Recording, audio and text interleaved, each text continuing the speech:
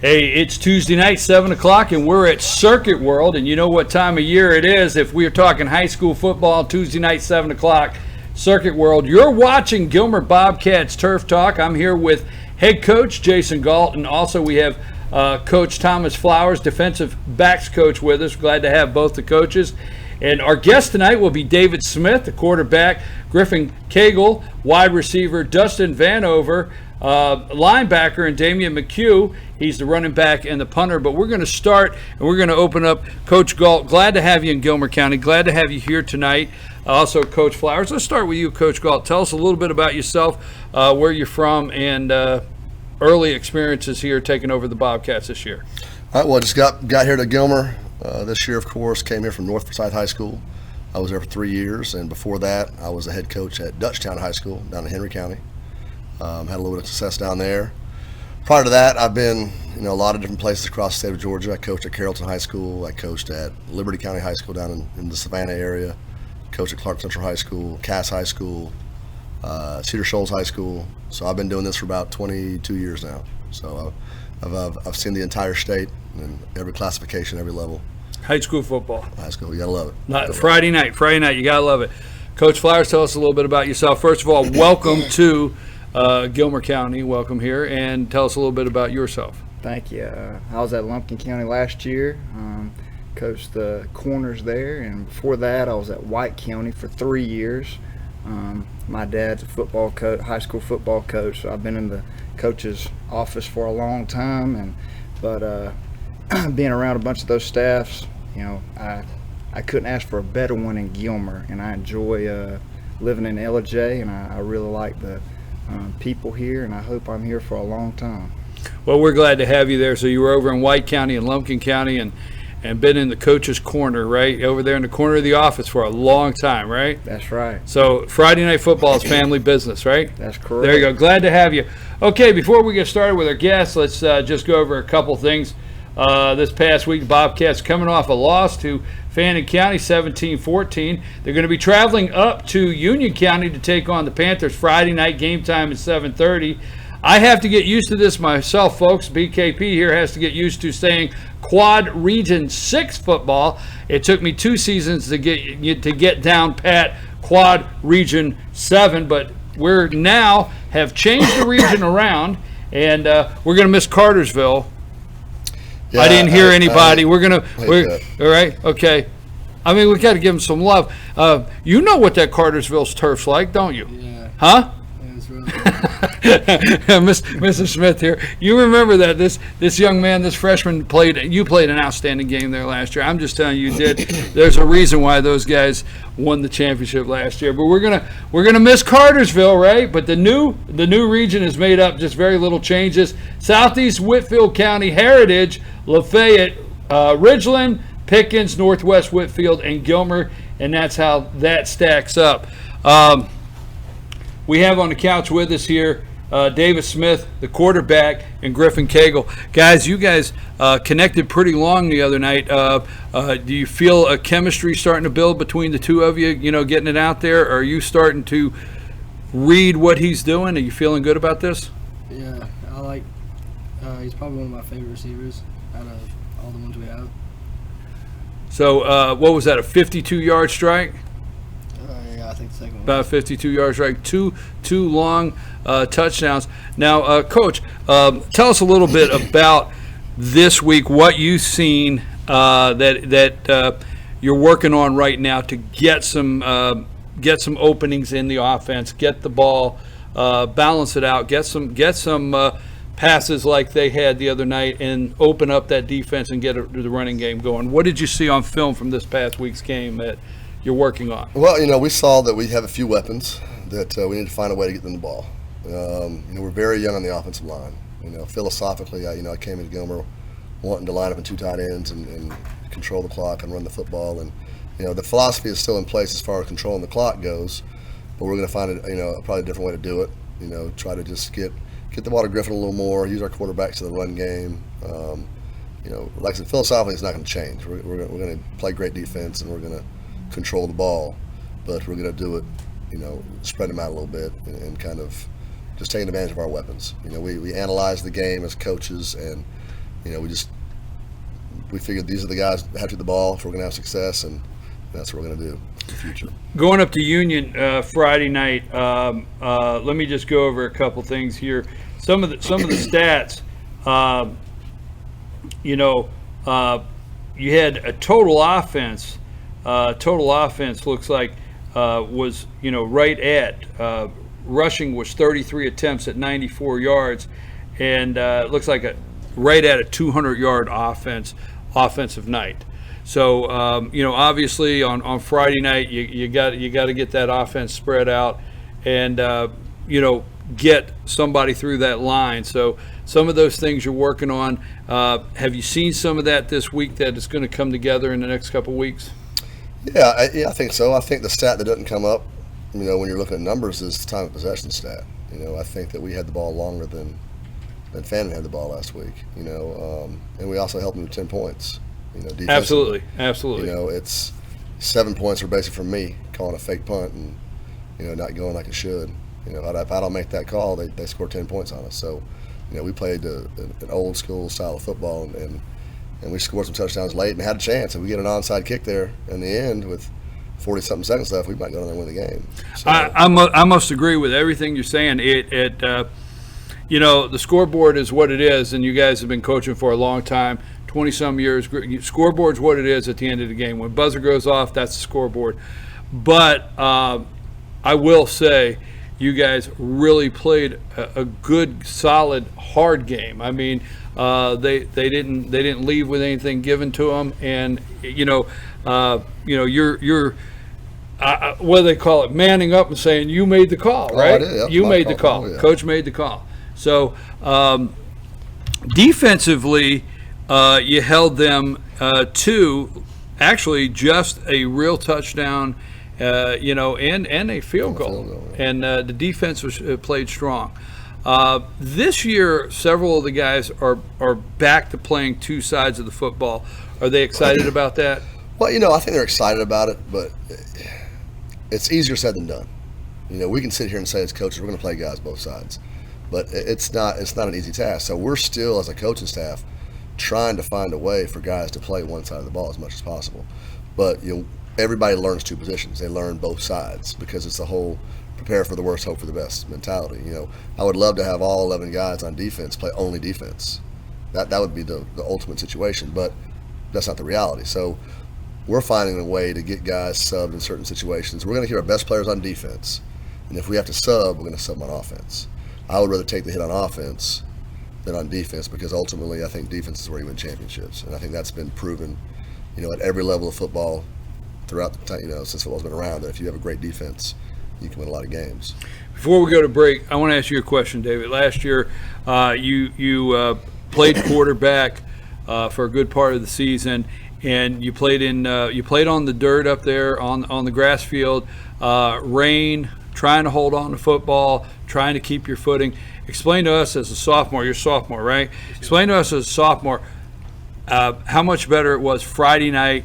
Having that sure footing, regardless of what the weather, playing on that turf. Yeah, Friday was a little wet, and if it would have been the old field, it would have been really muddy, and I don't know if we would have got some of those snaps. But it was a lot easier throwing the football. Turf without mud. You like taking off on that turf? Yeah, it feels a lot better than the mud. So. A lot better than the mud? Yeah. Huh? And the laundry's not as hard to do, right? Yeah, but when you're taking off and you're going to be looking for him to launch it all the way down there 52 yards, it's good to know that those first 3 steps are straight out of the gate, ready to go, right? Yes, sir. Yeah. Huh? Yes, sir. You guys looking forward to Union Friday night? Always. You've been working on some good stuff this week. It's getting you ready? Yes, we have. Well, we're going to be on the sideline with you up in Union Friday night, and we can't wait to see you up there. So we'll be there. Team FYN Sports, FetcherNews.com. We'll always be on the sideline with the Gilmer Bobcats. We are going to go to take a quick break. Don't forget, we're at Circuit World here in East Ellijay, and I don't know if I have permission to do this, but if you've never shopped here, if you come in and tell them Fetcher News sent you, they will give you 10% off your first. I hope I'm allowed to do that, but I'm doing it on camera, so they have to hold up to it. 10% off your first purchase here if you've never purchased anything here. Fetcher News, I see TVs I like. We got to go to break. We're going to be right back, and we're going to have some defensive players in here, special team, and we're going to continue to talk to these Bobcats. I'm your host, BKP.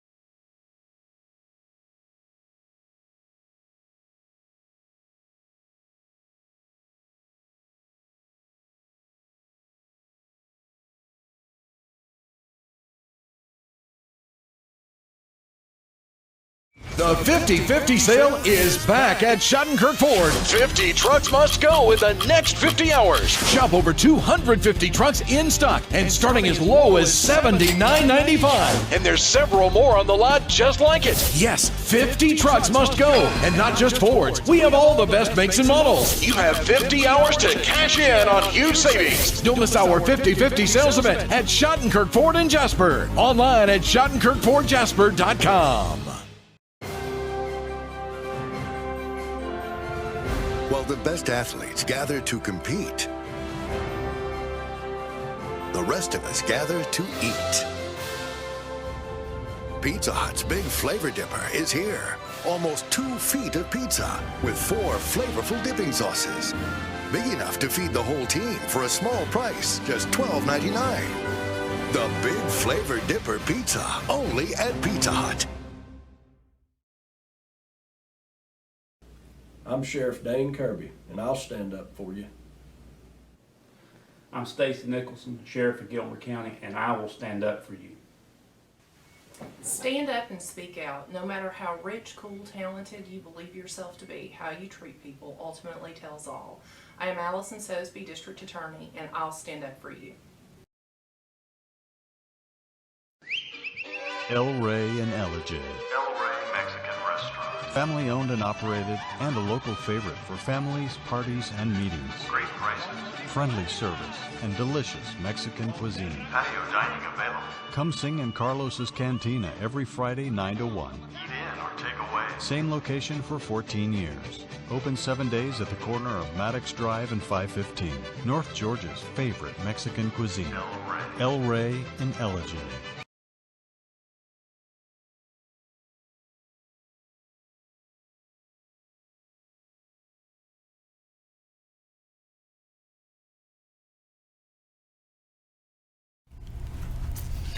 And we're back. I'm your host, BKP, and you're watching Gilmer Bobcats, and we're having turf talk right here. They're playing on that brand new turf. Did you check that out? I love the stadium.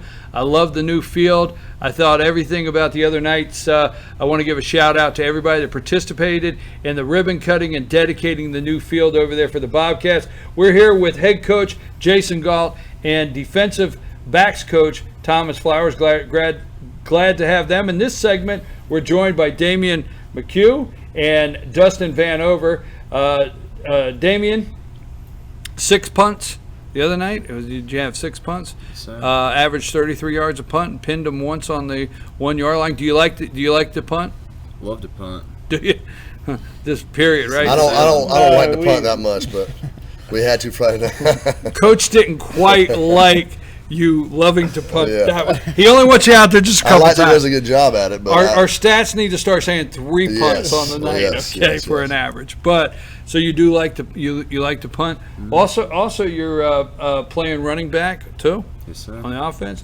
Okay, let's talk a little bit about Dustin Vanover. Let's talk about a little bit about being linebacker and playing against Brad Davis is a senior. He's a senior this year, quarterback.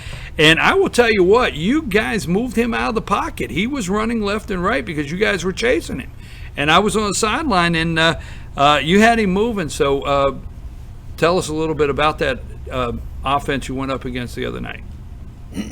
Well, they was kind of big and a little bit strong and stuff, but you just had to get lower and execute to the ball and stuff and just get him moving around and get him down. Well, I will tell you this: your defense did an outstanding job. I mean, outside of the one call that coach made, I can say that right because you said it right. You said it since I can say it right. It's one of those situations where, you make the call. I don't want to get in trouble with the coach. No. If it works, you're a hero, and if it doesn't, you're. I'm with you. The butt of the joke. So yeah, I'm with you. That's fine. And we all know a football turns on a play. Well, I'll be honest with you. I told my coach this. And I've told a lot of people this. I've been a head coach this is my 10th year, and I've probably called at least 15 fake punts. And there's a reason you do it. Whenever you fake a punt, whether you get it or not, the next 2 or 3 weeks, your opponents. They're worried about it. They're keeping an eye open, and if you do it early in the game and unsuspecting and all the above. Well, I would say that though, of the 15 fake punts that I've done, I've only had 2 not work, and one of them was at Locust Grove 3 or 4 years ago, and one of them was Friday night. Every other time they've had success. So I feel confident in making that call. It was just one of those things that it happens. You make the call, it doesn't work, and you kind of got to suffer the consequences. Guys, what Coach is saying, you got to lead by example, and when you do something, you need to own it, and you just do. And I will tell you, you forced them into a field goal situation, and they did get in the end zone one time on your defense. So you guys played an outstanding defensive game. I've been watching the Bobcats for 6 years now on the sideline, and you guys did a great job. What are you seeing on Friday night against the Panthers up in Union? They don't have Mancuso. He's not there this year. He's up at Richmond, so they got a different quarterback you're looking at this year. And I don't remember seeing Union on the schedule in a long time with Gilmer. So you guys watching film? What are you preparing for this week? Just watching film and just hoping they ain't gonna get no yardage. Yeah, keep them to the same as last, right? Yes, sir. Defensively, what did you see, Coach, with these guys here on the field and this young man here? What did you see defensively? You're in a pretty good position defensively going up to Union this week. Right. We're not going to change a bunch. We're going to do what we do and focus on the fundamentals this week. And, like they said before, like Vanover said before, we're just going to watch film and, make sure we're best prepared for them and, run to the ball and, not change a whole lot, but, maybe tweak it, 1 or 2 things there. But, our MO is running to the ball and, making that quarterback throw quick, and hopefully we can make them do that this week.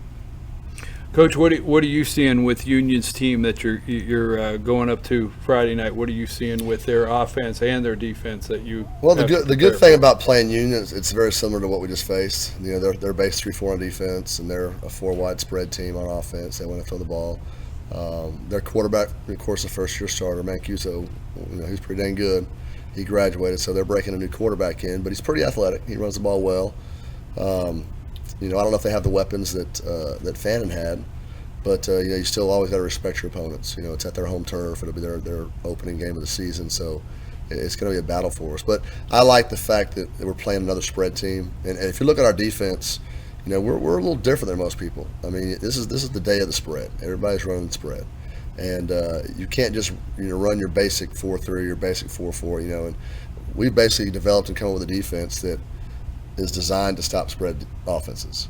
Right. The stuff we're doing is all of our fundamentals of practice. Everything we do is predicated on stopping the spread teams, because 80% of the teams we're going to face this year are going to be spread teams. So if we win 80% of our games, we got 8 wins in a year. That's doing pretty good. I learned a long time ago from some old football coaches that you try to win your region games. And if you can do that, you get in the playoffs and all that, then it's a whole new season. Anything can happen. So most of the teams that we face are spread teams, and our defense is based on stopping the spread. So. Guys, last year I started this at the beginning of the season. Our very first show last year, one of the guys from another team said he looked at what he could do better. When he came off the field, what could I do better this week? And I really like the explanation that this young man gave, that I made it a question that I ask every time before we leave. So when you left that field the other night and you came into practice this week, what did you say you could do better at this week?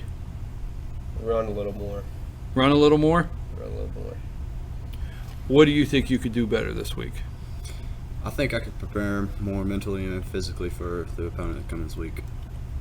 Well, guys, we can always challenge ourselves to do better, okay? Always. And we're going to take a quick break, and we're going to take another break. We're going to get these guys back in here, and ask them that same question, and then we're going to wrap up. We thank you for watching. You're watching Turf Talk with the Gilmer Bobcats here. We have head coach Jason Galt, and we're at Circuit World in East LJ. We'll take a brief break on BKP, and we'll be right back.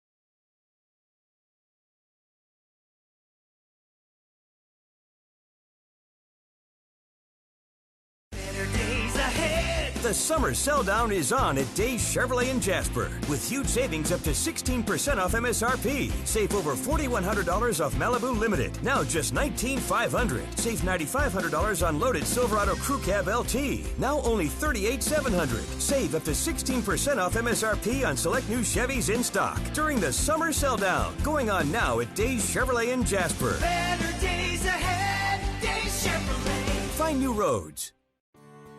North Georgia Diamond is your source for diamonds. Come on in to view the area's largest selection of fine jewelry at North Georgia Diamond. All repairs and designs are done on site by our jewelers. And North Georgia Diamond has the lowest prices on loose diamonds. You can also sell your gold, silver, and coins at North Georgia Diamond between Walmart and Lowe's in East LJ. Locally owned by Bill and Allison Craig, North Georgia Diamond is your source for diamonds in North Georgia. Introducing Pizza Hut's first $5 flavor menu. Just $5 each when you order 2 or more. Say yes to a medium one-topping pizza. Yes to Wing Street Wings. Yes to new stuffed garlic knots. And much more. It's easy to say yes to our first ever $5 flavor menu. Only at Pizza Hut.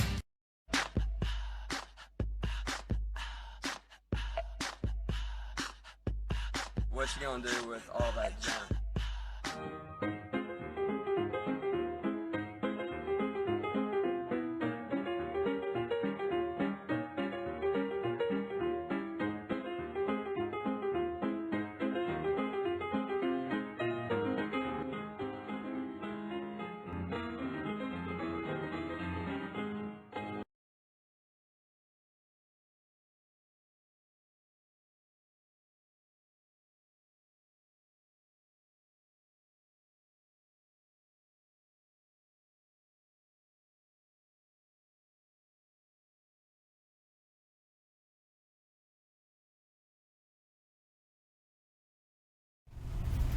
And we're back.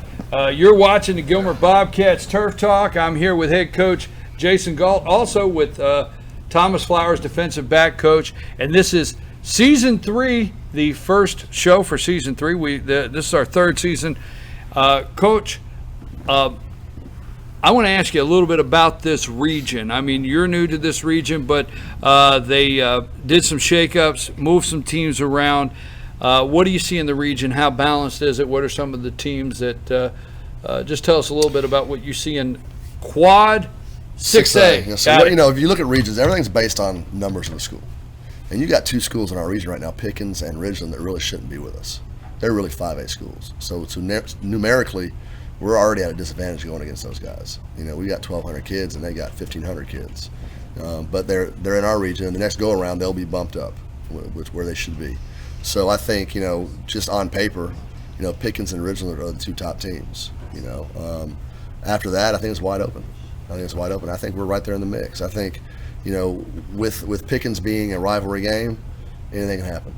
Anything can happen. You know. You are right. The region did come down to the final days last year when they were balancing the region, and Pickens just under the radar. But Ridgeland and Pickens are the larger schools that, and you feel they should be 5A schools. Well, I mean, well, I understand where you're coming from. Well, yeah, technically they should. Now, don't get me wrong. Pickens is a team, whether they're 5A, 7A, we're always going to play Pickens. You know, if we're AA and they're 6A, that's just, you just play that game. That's a rivalry game. But as far as in the region goes, I mean, numbers make a big difference.